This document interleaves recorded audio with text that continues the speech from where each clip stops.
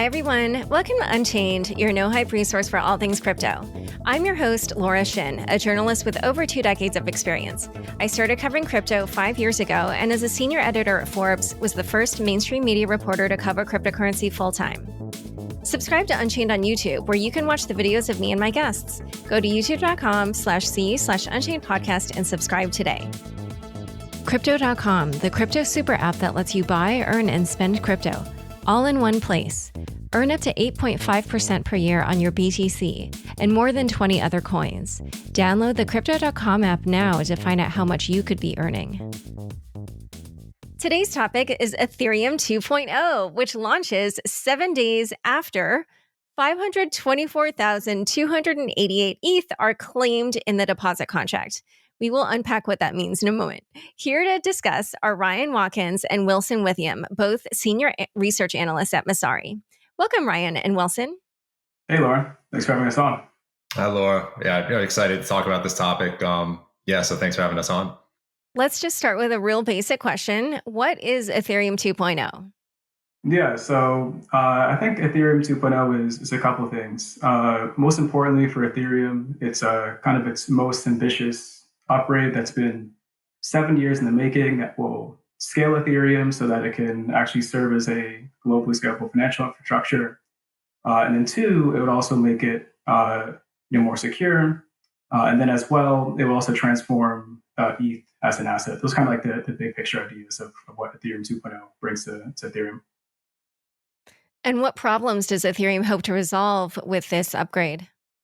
Yeah, so as far as like Ethereum, the blockchain, it's really a couple things. And I'll divide this into proof of stake and then sharding, which are kind of the two major components of Ethereum 2.0. And with proof of stake, it's trying to solve three things. One is making Ethereum more secure. Two is ridding it of centralization risk from miners. And then three is making sure that participation in the consensus process is as accessible to users as possible. So that's for proof of stake. And then for sharding, that's the scaling solution for Ethereum. And basically what that entails is it's like splitting up the Ethereum blockchain into subsets called shards and running them in parallel. And the reason why you do this is because you want to keep the requirements to run a node as low as possible so that there's not an excessive burden on people who run these nodes, and it is actually accessible to people with basically just like consumer hardware. And the reason why you do that is because it ensures that you can get the scalability while maintaining that core property of being decentralized. Yeah, and I think I'll add to that is what we've seen since Ethereum launched is that it's run into a couple issues along the line, specifically during 2017 during the ICO craze, and then most recently this past summer when various DeFi liquidity mining programs were up and running.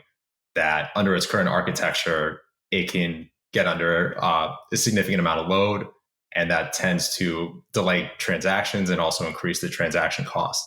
So it was Ethereum 2.0 was Ethereum developers and researchers recognizing that under Ethereum's current architecture that it couldn't scale to meet these characteristics that they were truly desiring out of the platform.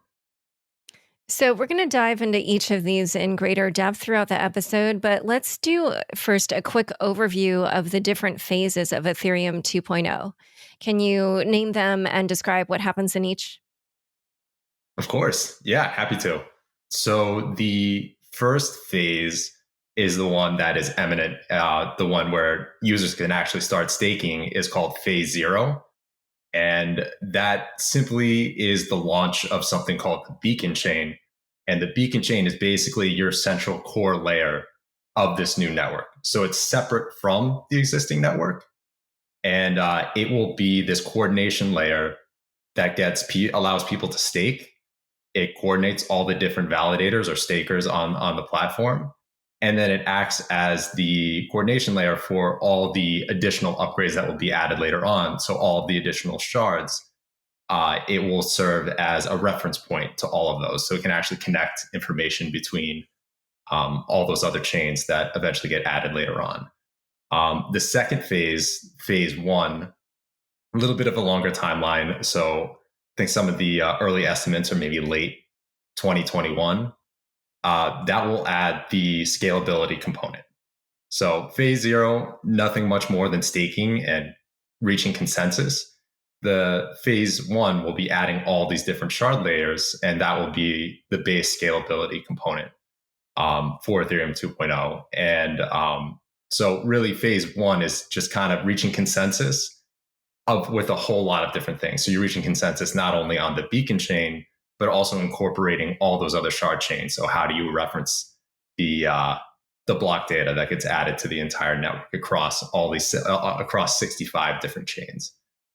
The third phase is called phase 1.5. And that is actually be the merge of the existing network with the new network, Ethereum 2.0. And really, it's just a simple swap of the proof of work consensus layer that Ethereum uses right now over to the proof of stake layer that's on Ethereum 2.0. So how it's going to look like to most users and applications, it's not going to change a whole lot. It's supposed to be pretty seamless. But a lot of it is just going to be the underlying layer where it just kind of switches over and all the blocks are being created through proof of stake instead of by miners. And then the final phase, the big one, is like phase two. And that will be when you're adding execution to these different shards. So during the first three phases, they actually will not have smart contract execution ability. They won't have smart contract execution ability, so you won't be able to actually port smart contracts onto these individual shards. But there is a bit of a caveat to this whole process, and it's that you might be able to start using some of these shards for scalability means before phase two. And so there is a possibility that you can get the scalability gains without having to add smart contract execution ability to every single one of these shards. So there is a route as we're going down this roadmap for ETH 2.0 where phase two may not necessary. It may not be necessary. So even though it might be further out on the timeline, you can start seeing the advancements that ETH 2.0 are bringing far sooner than that. We're going to spend most of the show talking about phase zero, which is the most imminent change, as you mentioned. And listeners should know that we're recording this on Monday, November 23rd, because there's kind of things going on right now. So by the time this comes out, we don't really know where things will have landed. However, at this moment, we're about 75% of the way to meeting the minimum threshold. And that would trigger off like a 7-day period before the network could launch. Although also the earliest day it could launch would be on December 1st. So it's kind of like tomorrow, November 24th, really is, the first day when people would have the opportunity to stake that minimum amount. So can you just maybe go through the technical details of what is required to make this launch happen? There's really two components to when this chain can launch. And really there's, like you mentioned, a minimum deposit amount and a minimum genesis date. And so really all you really need to meet is that minimum deposit amount, which is 524,288 ETH. And as soon as validators deposit that into this contract, which lives on the current Ethereum network, it will go into the deposit contract. People can start running clients on this new Ethereum 2.0 network now. And as a client, they read the contract, they'll recognize it. If it's a valid deposit, they'll tell the new beacon chain to mint 32 ETH for that validator. So they can start staking on the network. So really just kind of a constant contact between the two chains, all generated through that single contract. The other component, the minimum genesis date, is right now listed as December 1st. And all that means is that is the earliest date it can launch. So it can launch anytime after that. It just needs to meet that minimum deposit amount. And for that deposit amount, like once that deposit amount is reached, there is a 7-day delay between when it's reached and when it's launched. So yeah, like you mentioned, earliest amount, it could be November 24th. That means that implies a December 1st launch date. It can launch, you can reach that minimum amount anytime after that. And then 7 days after it reaches that amount, then the chain will officially launch. And so do you guys want to make a bet? We can all either look really stupid or really dumb by the time this comes out, because everybody will already know by the time this comes out. But we, at this moment in time, don't. Do you think we're going to get the minimum threshold by tomorrow, the November 24th? Yeah, I do. I agree. I would put money on it. Yeah. Yeah, I have a feeling as well, because just even in the time that I was researching for this show, the minimum amount was going up very quickly. And so today, right when I went to write this or make that little change on what amount we're at right now, I was surprised to find we're at 75%. So we were joking before we started recording the show that we think the whales are all back channeling right now. So anyway, all right. So regardless of when the launch actually occurs, let's discuss one of the most fundamental changes that's happening, which is this switch to proof of stake from proof of work. Why is Ethereum moving away from proof of work to proof of stake? So I touched on this a little bit in the overall design of Ethereum 2.0, and it's really three things. It is for security, it is for energy efficiency, and then it's to reduce the risk of centralization for miners. And I can dive into all three. So on the security front, basically the idea here can be divided into two different categories. One is that you want to make the cost to attack the blockchain very high. And then the other one is that in the extreme case where you do get attacked, like a 51% attack, it's easier to kind of coordinate a new chain that gets rid of the attacker. So the way this works in proof of stake versus proof of work is, actually, I'll even rewind to GPU-based proof of work, because that's what Ethereum currently operates on. Now, GPUs are ubiquitous. They're like all over the world. They have a ton of different use cases. And if you really wanted to, you could rent out GPUs and use those GPUs to attack a proof of work blockchain. And we've seen that with some blockchains that exist that are susceptible to these attacks. Now, proof of work under with ASICs is a little bit different, because ASICs are specifically designed to mine the cryptocurrency that they've been designed for. So with Bitcoin, their ASICs are designed to mine Bitcoin. That's the only thing they can be used for. So it's not just about your ability to be able to rent out this hash power from some cloud provider. Proof of work first involves some high initial upfront investment to actually participate in this mining process. Now, the difference between proof of work and proof of stake is that with proof of stake, there's two different things with the upfront investment. It's one, whereas with an ASIC typically depreciates over, say, about 2 years, and then you have to buy a new one to stay competitive. Your stake is just an internal accounting measure in Ethereum, and it doesn't depreciate. And then two, your stake also is not permanently locked. You can actually remove it after a withdrawal period. So really, when you go to stake, you only face an opportunity cost. And the reason why those two things are important, not being a depreciating asset, and then two, only facing opportunity costs, is that it makes the attractiveness of putting up more capital at risk a little bit more attractive. And the reason why is because if you can just pull out your stake after withdrawal period, if your stake doesn't depreciate, then you're probably more willing to accept a lower return for a given amount of capital you put up. So it raises the cost to attack. So that's one aspect of the proof of stake component. The other one is how it's harder or it's easier to counter coordinate against the 51% attack.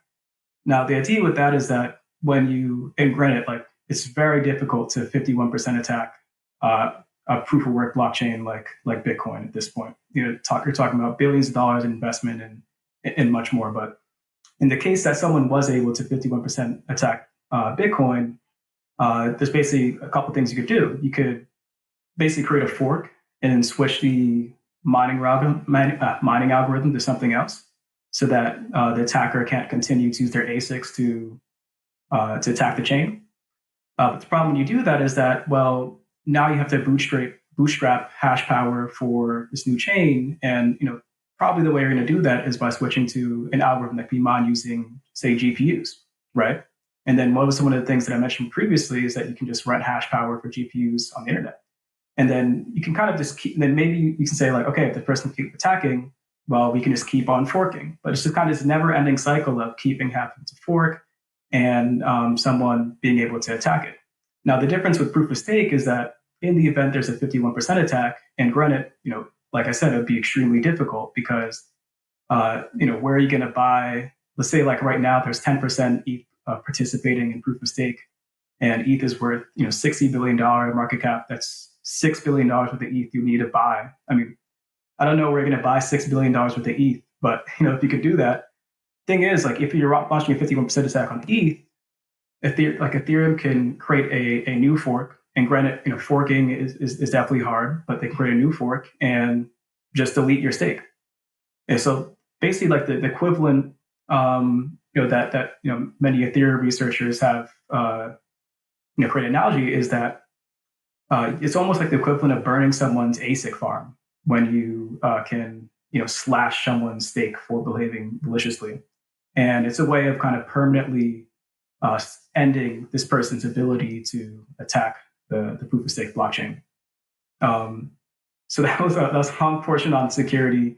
The other two are much quicker on mining centralization and energy efficiency. Energy efficiency. The basic idea is Bitcoin uses a tremendous amount of energy to secure itself. As much as a small country, and you can debate whether that's good or bad. Like it's doing something useful, but end of the day, it's still, you're burning enormous amounts of electricity to make this thing work. So if you could do it more efficiently, it's probably a good thing. And then the last one on reducing mining centralization risk, that's reducing the risk from across a couple different dimensions. I mean, one is just geographical. So if you think about, and it's not like some conspiracy theory against Bitcoin, but 65% of hash power is in China. So that's kind of like one risk you can get rid of with proof of stake. There's also the risk that of like manufacturer centralization. So I want to say like about 90% of all ASICs are manufactured amongst 4 firms in Asia. So there's kind of that risk there. Another thing with proof of work or ASICs is that there's economies of scale. So the larger you become, the more cheap it becomes for you to mine with Bitcoin, because you can negotiate bulk orders for ASICs, and it's just easier to scale it. Whereas with proof of stake, in theory, anyone who has 32 ETH can quite easily participate in the consensus process using commodity hardware. So that's the basic idea with mining centralization risk, is just kind of getting rid of those risks, although maybe not that likely, just getting rid of the fact that they exist. Yeah, I like, one thing I want to dive into a little bit is how staking works exactly, because I just wonder, is it going to be one of those situations where, yeah, okay, like, more everyday people can become stake validators, but then, I don't know what it takes to be running a validating node and keeping the uptime such that you won't get penalized or slashed. So, I just wonder, will a lot of these end up being on centralized services anyway, where, they're kind of paying somebody else to do that part for them? Yeah. So as far as like, how can you stake? There's probably 3 different ways. One would be doing it through a centralized provider like an exchange, or staking as a service provider who will just do all the work for you.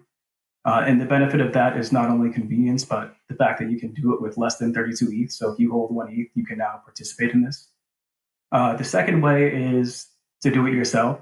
And if you're doing it yourself, it's actually not that difficult. You can do it on a pretty standard laptop. And the way that the incentive systems kind of rewards and penalties was designed is that so it's like very forgiving. So if even if you're down, like your computer is down 20% of the year, you'll likely still be able to be profitable. So that's what I mean. Like it was designed to be forgiving, so that even if you're just not good and you don't have high uptime, you can still be profitable, or at the very least, like not lose your money. And then kind of third would be these kind of like decentralized staking pools that are almost like two-sided marketplaces, where on one end you have people who want to stake, who submit their ETH to this contract, and this contract then goes and allocates that stake to different validators in this ecosystem. And that's another way of participating in staking. All right. And then we're going to talk a little bit about kind of the opportunity cost between staking and doing other things. But let's just make one thing clear. Once people move their Ethereum to Ethereum 2.0 in order to stake, they're not able to use it anymore. Why is that? So you kind of, at this point, there are two different chains. And so you don't want to have two different chains that represent the same native asset having assets that can be tradable and running on each, because then you start getting some price deviation between the two. It can complicate matters in case any issues do pop up as ETH 2.0 starts to evolve. So for instance, a bug runs out, maybe they need to find a way to resolve any differences between the staking amount and what's being read on Ethereum, because they want to make sure the current Ethereum network to make sure like those are completely equal, because you start running any sort of differences between the two, that's going to make it far more complicated when they do finally merge. Right now, keeping them separate and making sure everything on Ethereum 2.0 isn't transactable can prevent any sort of issues like that running down the road. But once they do merge, then essentially Ethereum 1.0 and 2.0 become the same network. It's essentially Ethereum at that point, and all the accounts and balances will be transferred onto Ethereum 2.0, and they can be read the same as everything that's on the beacon chain, which would allow everyone to start removing the staked amount that they have, as well as any rewards that they may have earned during that time. So it's more of like a safety measure at this point, which makes sense, because going forward, you're only going to be able to use it Ethereum 2.0 to a limited extent. So really, you're just looking forward to when that functionality starts to unlock. That's when you'll be able to access everything. So, because obviously people realize that, or the designers of Ethereum 2.0 realize that there's a lot of things people could be doing with their ETH. And so they probably need to incentivize them in some way to, move the ETH over to Ethereum 2.0 without losing too much opportunity cost. So what are some of the examples out there of new services that have popped up that still enable people to, use ETH on ETH1 once they have started staking? One of the biggest hesitancies many people have is that there's going to be this kind of like lockup period on your ETH. It will be unlocked by phase 1.5, but who knows really when that comes? It could be 12 months from now. It could be 36 months from now. For all practical purposes, it's indefinite. So in the meantime, like you need to be able to access some liquidity on your ETH, and there's basically like two major classes of solutions.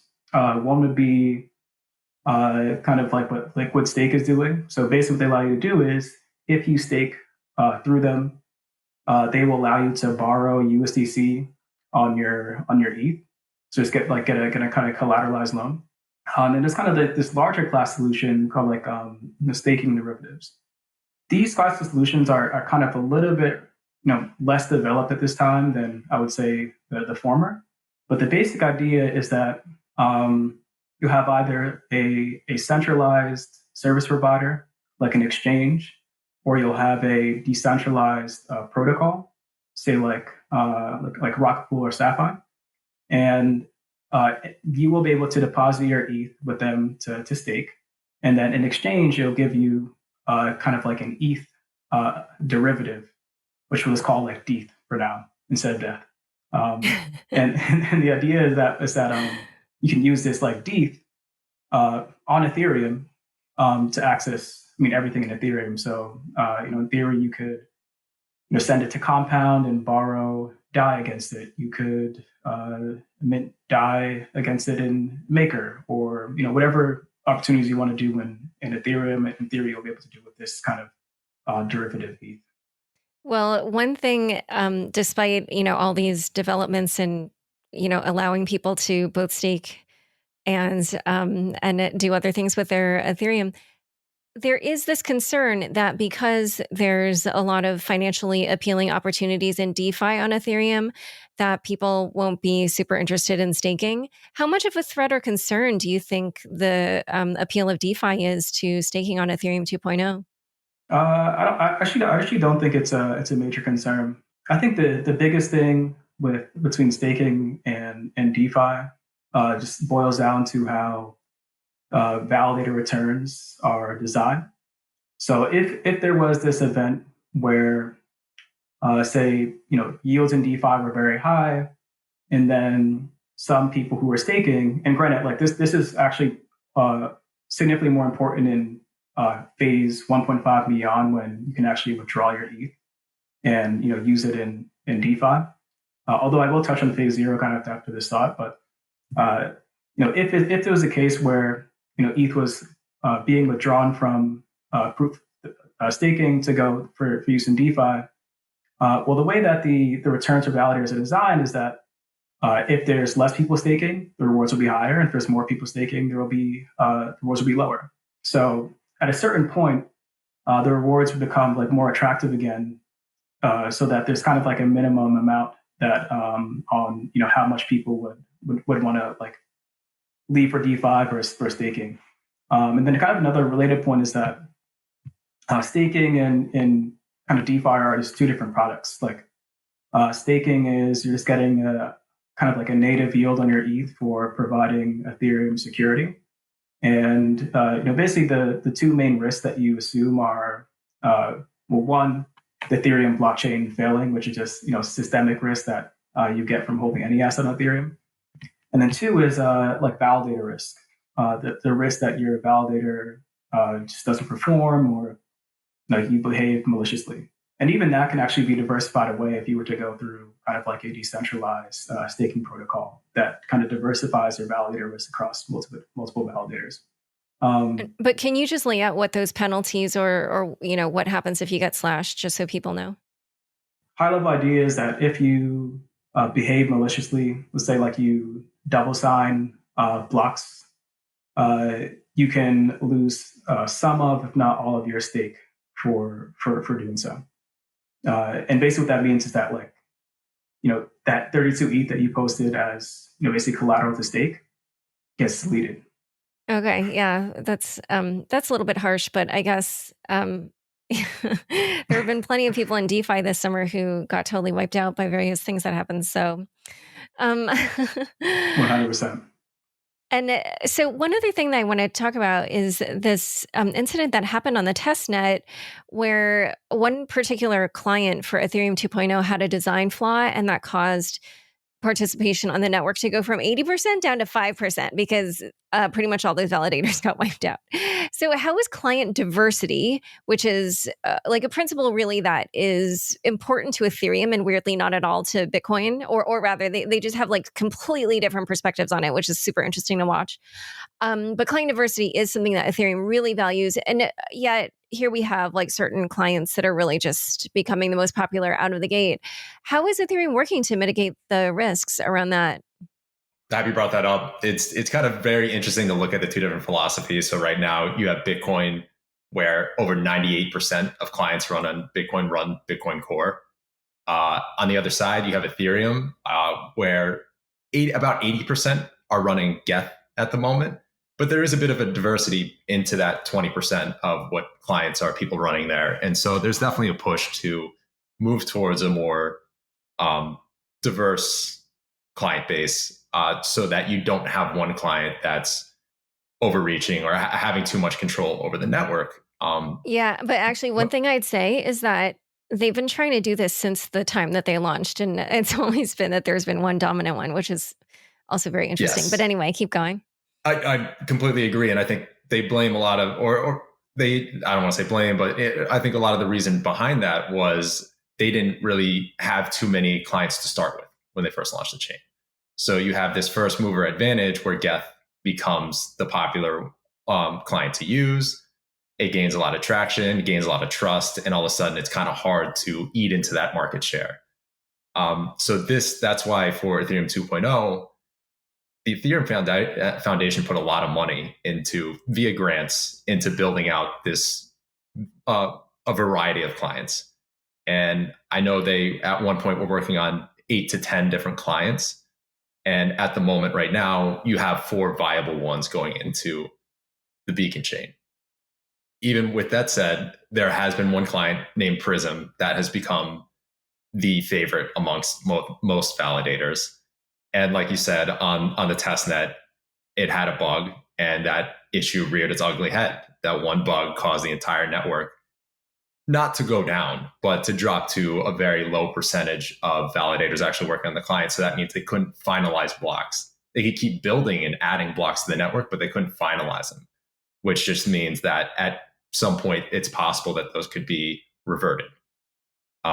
So how do you prevent that?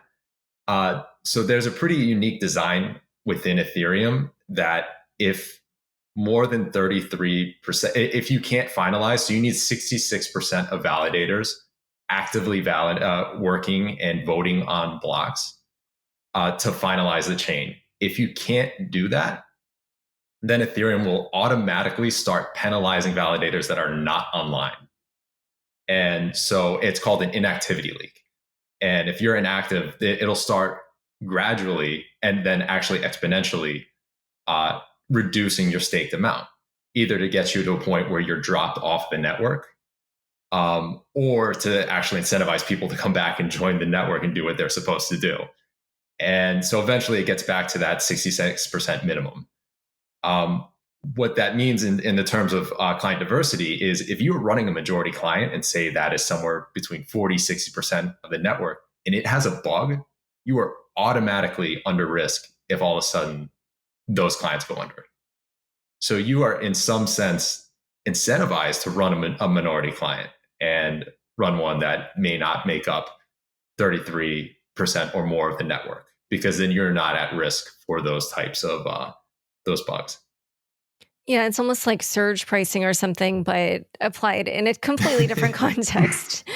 Exactly. Yeah. All right. So in a moment, we're going to talk about how ETH the asset will change. But first, a quick word from the sponsors who make this show possible. Crypto.com, the crypto super app that lets you buy, earn, and spend crypto all in one place. Earn up to 8.5% per year on your BTC. Download the Crypto.com app now to see the interest rates you could be earning on BTC and more than 20 other coins. Once in the app, you can apply for the Crypto.com Metal Card, which pays you up to 8% cash back instantly. Reserve yours now in the Crypto.com app. Back to my conversation with Ryan Watkins and Wilson Withiam.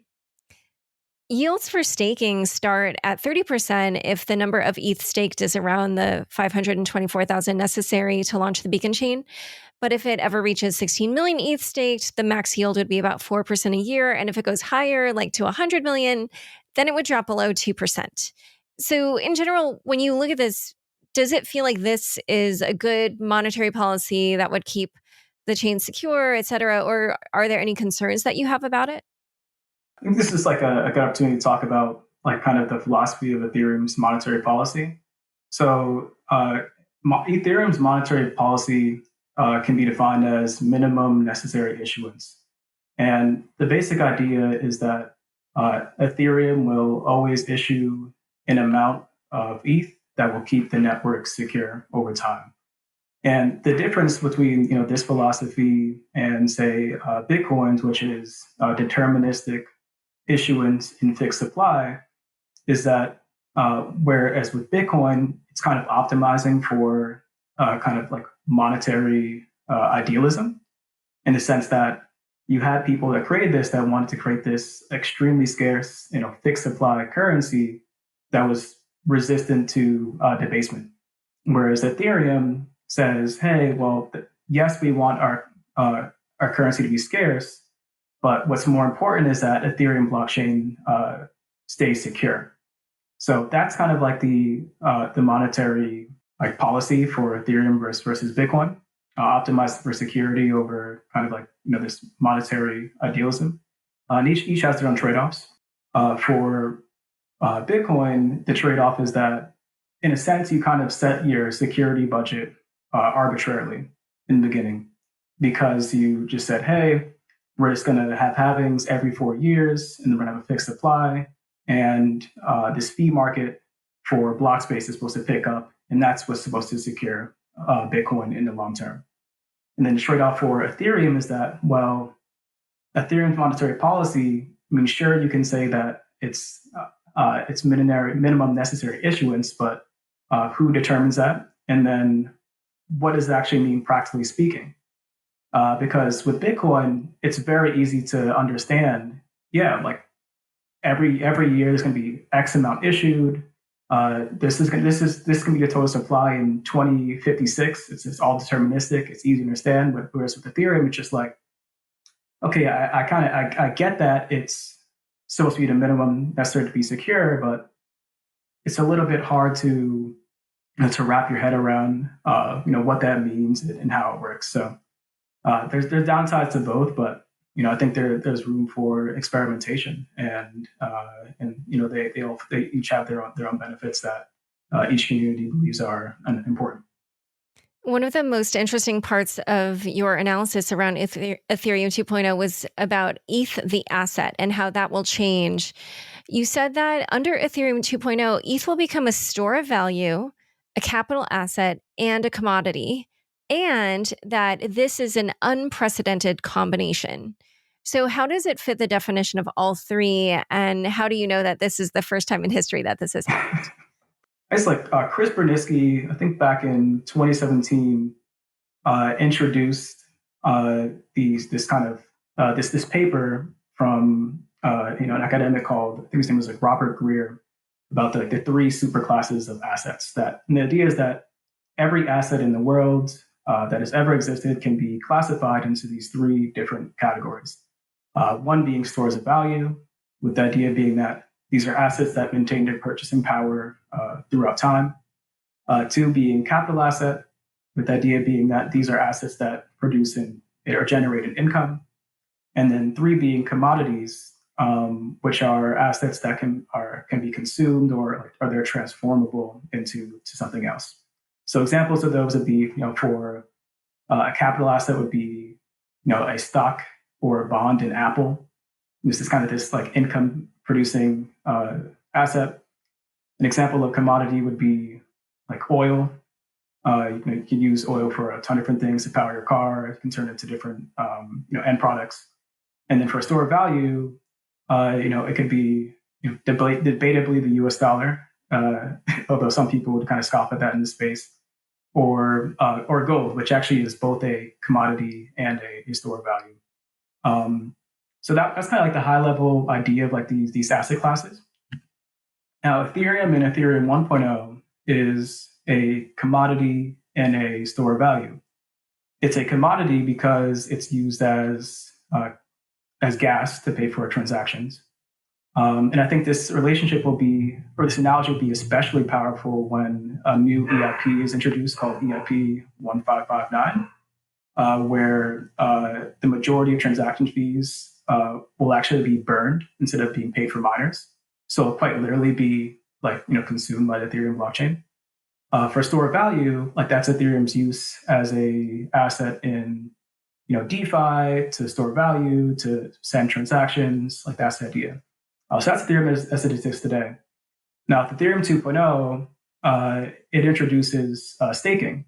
And what staking allows you to do is you can post your ETH as collateral to become a validator on Ethereum 2.0.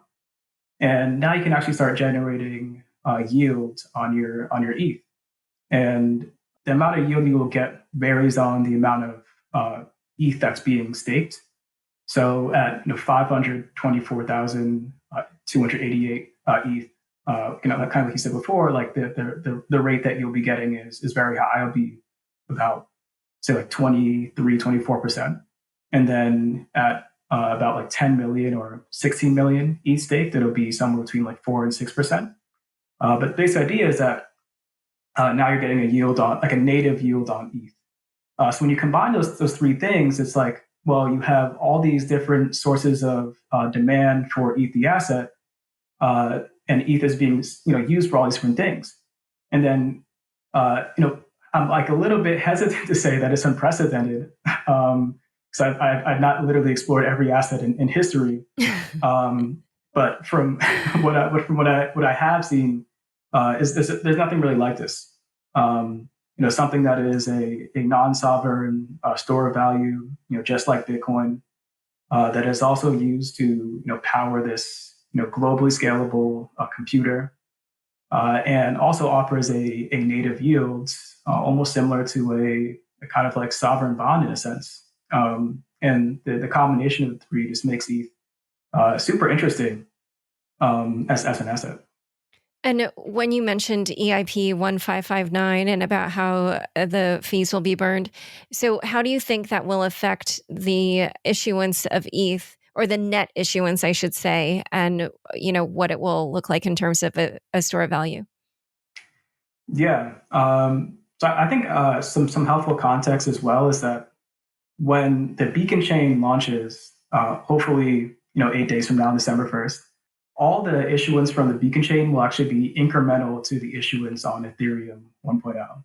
So over the next year and a half, say, Ethereum will issue about 3.8% worth, or it's an annual inflation rate will be about 3.9%. And then on the Beacon chain, you'll get an incremental issuance depending on how much ETH is staked, of anywhere from 0.10% to 0.8% in the most aggressive scenarios where there's 30 million ETH staking. So in total, Ethereum monetary policy would likely be between 4 and 5% over the next 1 to 2 years. Now, where this changes is that if EIP 1559 gets implemented, on ETH1, where the majority of transaction will be taking place until the ETH1 ETH2 merger, is that you will actually be able to reduce the issuance in the meantime. But yeah, so I'll actually back up again. So that's kind of like what the monetary policy looks like for the next year and a half. And I think where it gets particularly interesting is once the ETH1 merger happens and ETH1 is now merged into ETH2 as a shard. Well, that once incremental issuance from the Beacon chain, like I said, of 0.1% to 0.8% is now the only issuance for Ethereum. And this is actually where it gets interesting, because I believe it's at 20 million ETH staked per day. Ethereum, and this is in Ethereum 2.0, at 20 million ETH staked per day, Ethereum will be issuing about 2,000 ETH per day to pay to validators. And if you look at how much ETH per day people were paying over the summer in DeFi on average, it was about 5,000 ETH, right? So if Ethereum 2.0 was launched today and people are paying the same amount of transaction fees, net issuance would be way negative. Now, of course, there's some nuance here, and the big nuance is that Ethereum 2.0 is going to increase transaction scalability, right? So in theory, it will actually alleviate the fee pressure, so that it's not where you have to pay $40 to go and send your friend some money or exchange an asset on Uniswap. But according to some of the analysis that we did, that we based off the economic models that Consensus put together, it looks like the likely issuance rate for Ethereum 2.0 will probably be net issuance rates, net of the burns will be anywhere from say like negative 0.5% to like 0.5%. It really just depends on like how many validators are participating, and then ultimately how much ETH is being burned. But the big idea here is that issuance for Ethereum 2.0 will be extremely low, if not negative. And one other thing I wanted to ask about was the ETH that we mentioned earlier, these ETH derivatives that will be minted so that people can stake, but also then continue to play around in the Ethereum 1 ecosystem. So let's say I stake my ETH and I get back some ETH, and then I use that to mint DAI on MakerDAO, but then my vault gets liquidated. So hopefully people understood that. I think most of my listeners have been following my DeFi posts or my podcasts. But essentially that's like the money that you put up as collateral. Now you've lost it. But supposedly you own this ETH on Ethereum 2.0. So if that happens, then who can claim the ETH that I've staked on Ethereum 2.0?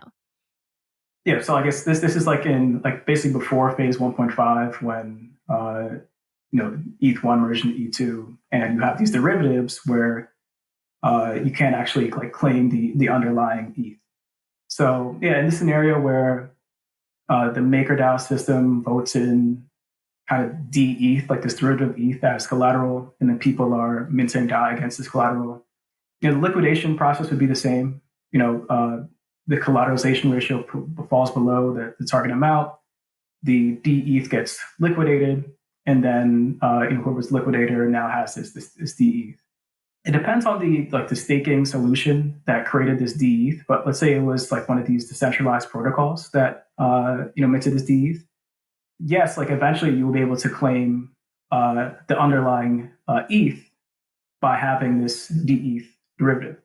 And basically, what it is, it's just like for these decentralized staking protocols, is that this DETH is a right to redeem a certain amount of underlying ETH. So if you hold, say, 32 DETH and the exchange rate is 1-to-1, you'll be able to redeem the 32 ETH. Once it is redeemable. So this is, I guess, the important concept here is that yes, like all these ETH derivatives are fungible when they're issued from the same provider. All right, so now let's talk about the fact that this whole process to moving to Ethereum 2.0 is going to take years. And meanwhile, Ethereum, as we've been talking about, has kind of been bumping up against its max capacity, in particular because of DeFi, which is a pretty active ecosystem. And one of the issues with DeFi is that the different protocols in DeFi are composable, which is the way that people describe the fact that you can, do a transaction that involves multiple of these protocols within one block. And that's why they call DeFi money Legos. So because that would kind of want, like all the DeFi protocols would then sort of want to, stay with each other to keep in the same ecosystem. What do you think is most likely to happen in the meantime to solve this fairly urgent problem that we already have around scaling? Yeah, you're absolutely right. And a lot of the Ethereum researchers recognize this. Scalability is a need now. And frankly, what Ethereum 2.0 can bring from a scalability perspective is years away, maybe a year, maybe a little bit over than that.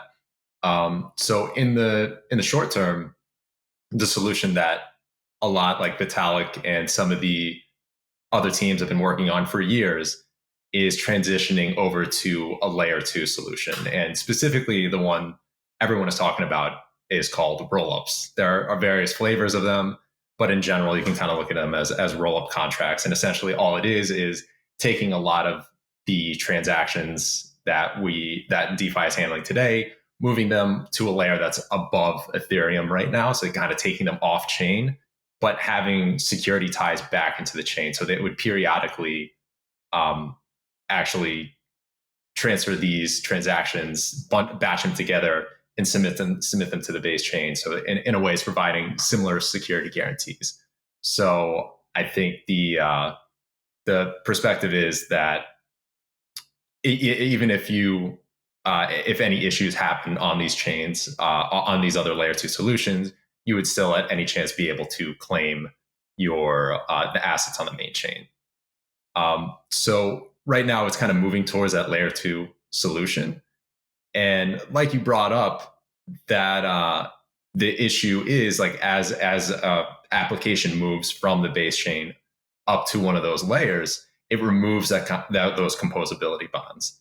No longer will I be able to run a transaction that calls different applications in the same block. It would have to be done in an asynchronous manner, or it would have to take multiple blocks.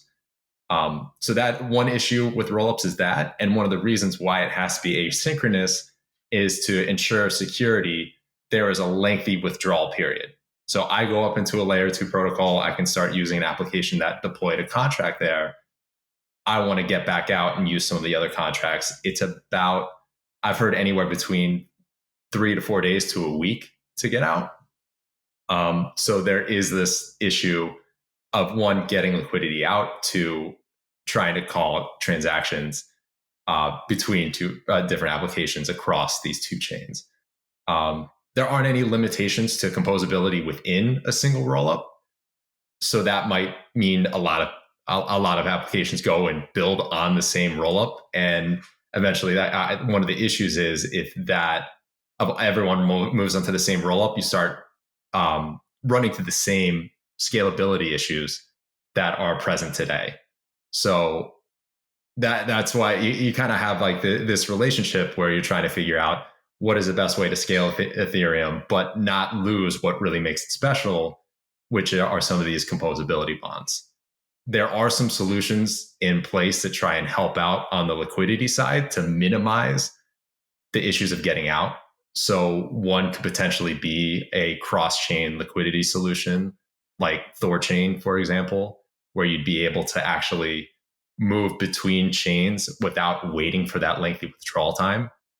That's a decentralized option. You can also go through a centralized market maker to accomplish that. There isn't a great solution to completely fix the composability issues at this moment. There are some solutions out there, one in particular called from Connect's network called Spacefolds, which would allow two different layer 2 networks to communicate and transact. But right now it's still working towards what is that going to be a solution that would allow cross-chain composability. And that's definitely going to be one of those issues going forward. What's your sense? Do you think that they're going to address the scalability issues quickly enough, or do you think that we're going to start to see significant migration over to some other blockchains? Like I've heard some people saying, they're looking at Polkadot, Solana, Near. Like, what's your sense? It's realistic that some applications, there's going to be some leakage.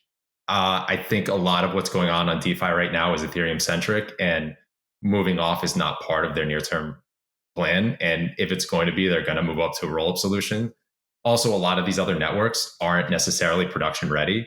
They're really on kind of like the same timeline as rollups. So the rollup solutions that we're talking about, some of the bigger name ones like Optimism and Off-Chain Labs' solution, they might be coming out sometime within the next 4 to 5 months. And you might see the same sort of maturity trajectory timelines for these other chains to allow applications to actually start building on some of these. So I think some use cases, particularly maybe non-financial use cases, might move over to some of these other chains. But I think when it comes to DeFi applications, Ethereum is where the action is.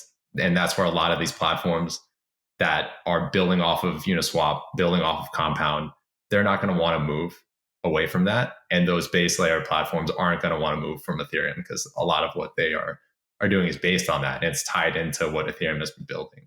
And so if you want to really get the advantages of what Ethereum 2.0 can bring down the line, staying within that ecosystem is really going to be a part of their roadmaps going forward. All right. Well, we'll have to see what happens. So we're running out of time a little bit, but I do still want to dive a little bit more into phase 1, and at least phase 1.5. We can discuss whether or not how deeply to go into 2.0. But one thing I wanted to understand about phase 1 was, so this is where I should do this question all at once because as you know, Vitalik wrote a post where he said because movement toward rollups is kind of happening at a pretty quick pace, and there seems to be some consensus around that as like a good way to scale. And frankly, that if they make it work, then that will actually provide more transactions per second than the originally planned Ethereum 2.0. So he said that there's a scenario where like Ethereum would move to Ethereum 1.5 and then be done. I wanted to know, what your thoughts were in terms of like whether or not or how likely you thought that would be to happen. But then also one thing when I was researching for the show that confused me a little bit is I read that so in phase one, that's where they introduced the different shards. But then, I didn't really know how the shards work with the rollups. Like, are we still going to have all these little mini blockchains and then also the rollups? Or, if you could help me understand and the listeners, that would be great. One of the benefits that can happen when phase one launches is that you have all these various shard chains. They're acting as, they call them data availability layers. And really, they can just act as kind of storage layers, storage chains. And at the moment, on their own, somewhat useless, mainly just trying to get the network to come to consensus. But there's an option for rollups to actually use these networks, that they can plug into these networks and use them as data storage layers. So that would actually get, if the rollup plan works and you see applications moving up to another layer, they can actually plug into one of these various 64 shard chains and use them as kind of this data storage layer. And that would actually give you the opportunity to use Ethereum 2.0 scalability earlier than phase 1.5 or phase 2. Okay, so in a way, it's not that different from Ethereum 2.0's final vision in the sense that there would be kind of like a layer or there would be a layer for execution, there would be a layer for storage. It's just that in Ethereum 1.5 and done, what would happen is that the execution would happen on rollups, and then the storage would still be in the shards that are introduced in phase one. Is that it? That's precisely correct. Exactly. So all the scalability, everything that's happening on the base layer, that would all be taken care of by shard chains that plug into the beacon chain. All the execution, where the applications live, where users actually interact with, that's going to all happen on a rollup layer. Okay, so what do you think the odds are that we end up with Ethereum 1.5 and done versus Ethereum 2.0 as originally planned? So I think a lot of applications are going to move up to rollups. This is all dependent on how much adoption rollups get. And right now, you're starting to see synthetics be very bullish on the fact that rollups are going to lead, are really going to be the near to midterm scaling solution for Ethereum. There's a good chance Uniswap has done some integrations with Optimism as well, which is a rollup solution. And as soon as you start to see some of these big DeFi players move up, I just suspect that a lot of other applications will move up as well, because they're very reliant on those. They plug into them, and they like we said, are composable with each other. If this rollup solution works out and pans out, which I think it will, I think there's a very good chance that you'll either see no phase 2 or a very limited phase 2. So maybe instead of putting execution layers on every shard chain, maybe it's like 4 to 8 of the shard chains, a very small percentage, which kind of limits the complexity and limits development time, so you can actually get there sooner. But I think there is a very strong chance that either phase 2 gets dialed back, or there's really very little need to go that far. So you'll be able to actually use Ethereum 2.0 for its scalability needs a lot sooner than initially projected. Yeah, and then I was going to say, like one thing I would add is that with sharding, like phase 1 sharding, like using these shards of data availability layers and rollups, you can probably get about 100,000 transactions per second. And the benefit of this is that this could potentially come in the next 12 to 24 months, and then you have an Ethereum 2.0, which can scale Ethereum like orders of magnitude. So if the ecosystem adapts to this world, then we get scalability like way sooner than we would if we were to wait for phase 2. And then at that point, like the prospect of doing phase two becomes less attractive because you don't actually get any incremental scalability from enabling computation on these shards. Yeah. I already know we made a bet in this episode, but I think if I were to make another bet, I would also bet on this, assuming that everything continues going as it's been going. All right. So we're going to do two last quick questions. One is just like a general question, but one is like for people who might be interested in staking. What do you think is the biggest risk that Ethereum 2.0 faces? Like if you were an Ethereum researcher or developer or whatever, what would you be thinking about most right now or working on most right now? You know, where do you see like potentially the biggest pitfalls in the game plan moving forward? One is around like ETH derivatives. So there is this idea that it maybe just to kind of zoom out a little bit higher level is that there's always this trade-off between like in cryptocurrency specifically that people care about between like decentralization and convenience. And people oftentimes are comfortable custodying their cryptocurrencies in centralized exchanges or custodians, or in the case of staking, just comfortable staking through a service provider rather than doing it themselves. And the reason why this is important is because there could be a scenario, although I don't think this is unlikely, because of the existence of decentralized staking options and then the fact that validating is very accessible to the average user. But there is a scenario where a lot of people end up staking with, say, like a Coinbase or a Binance of the world, and Coinbase or Binance issues their own ETH derivative. And then that ETH derivative becomes extremely liquid in secondary markets. They start to get a lot of integrations in DeFi, maybe even CeFi as well, so now you can like borrow and lend against it. And this kind of liquidity creates a network effect. Actually, Dan Elitzer wrote like a great piece on this, where it almost becomes like a USDT, like Tether kind of thing, where if people want to go and stake, they're probably going to go do it with the centralized service provider because, yes, it's like convenient, but most importantly, they get liquidity and utility from this ETH derivative that's not available with these other options. So there's a scenario where staking could end up centralized for this reason. But like I said, I don't think this risk is likely, but it is a possibility.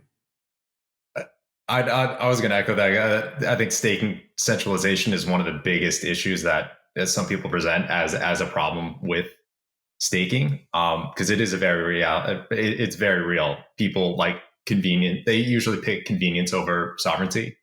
So you could see a lot of people staking with exchanges very easily. But I will preface this with the design around ETH 2.0 somewhat disincentivizes that, because like we said, if the validators are running the same clients and they all happen to go down at once, those ones will be more likely to be the ones that get slashed.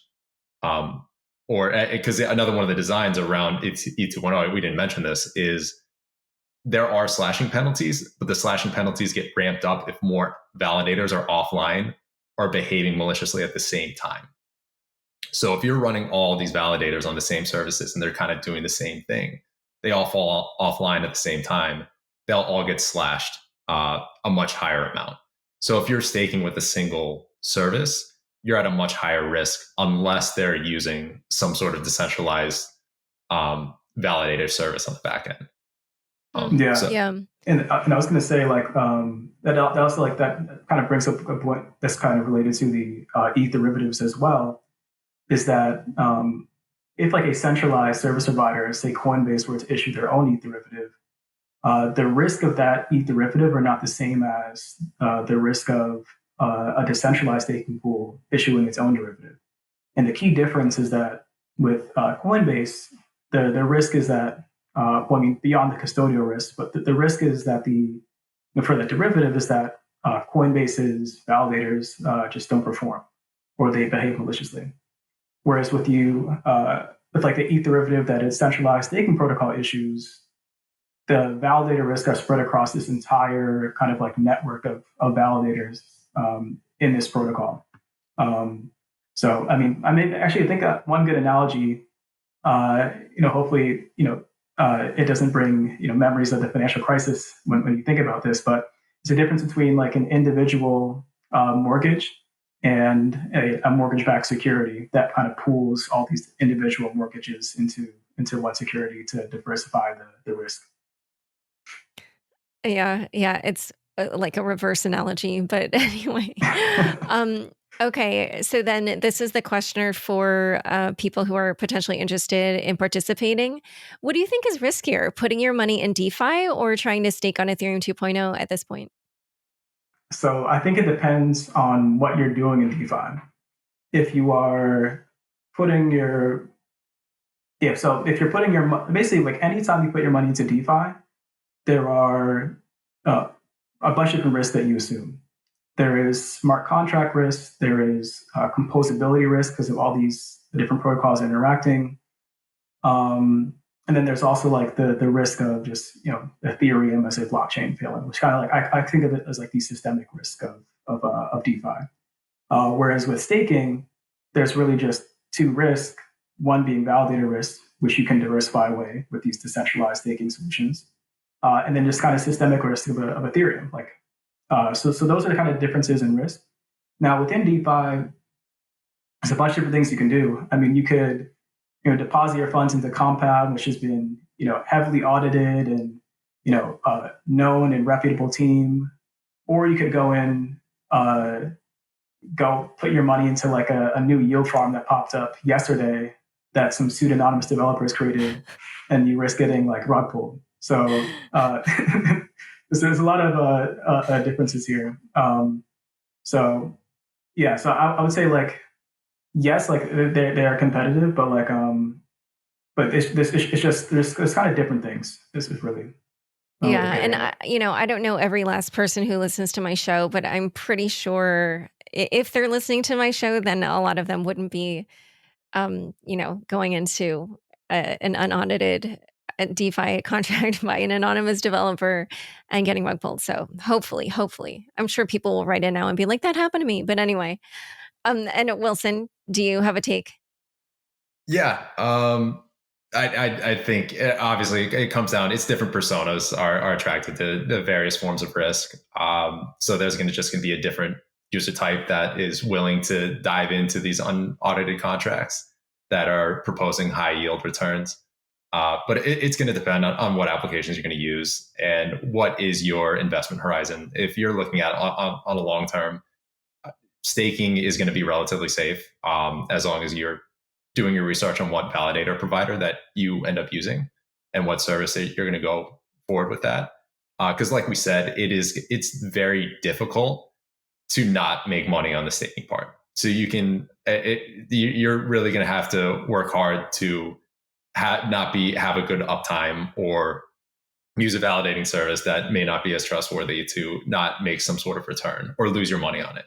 Whereas with DeFi, of course, there are some applications that are very well audited that have done a lot of work on that service and are trustworthy in the whole ecosystem that would be just as safe to work with. And then obviously there's a whole other part to it that where the madness comes in, where these flash loan attacks are very relevant. So it's just something to keep an eye out for, that there are just more risks involved with DeFi at this point. All right. Well, this has been super fascinating to dive into this huge momentous change happening on one of the biggest blockchains. Where can people learn more about each of you and Messari? Yeah, so you can check out both Wilson and I's work on Messari.io. And then you can follow me on Twitter at Watkins _. And you can find me on Twitter at Wilson Withiam. Not as active as the other guys, but feel free to jump on. I retweet them constantly. All right, great. Well, thank you both so much for coming on Unchained. Yeah, thanks, Laura. Thank you for having us. This was a lot of fun. Thanks so much for joining us today. To learn more about Ryan, Wilson, and Ethereum 2.0, check out the show notes for this episode. Don't forget, you can now watch video recordings of the show on the Unchained YouTube channel. Go to youtube.com/c/Unchained podcast and subscribe today. Unchained is produced by me, Laura Shin, with help from Anthony Yoon, Daniel Nuss, Bossy Baker, Shashank, and the team at CLK Transcription. Thanks for listening.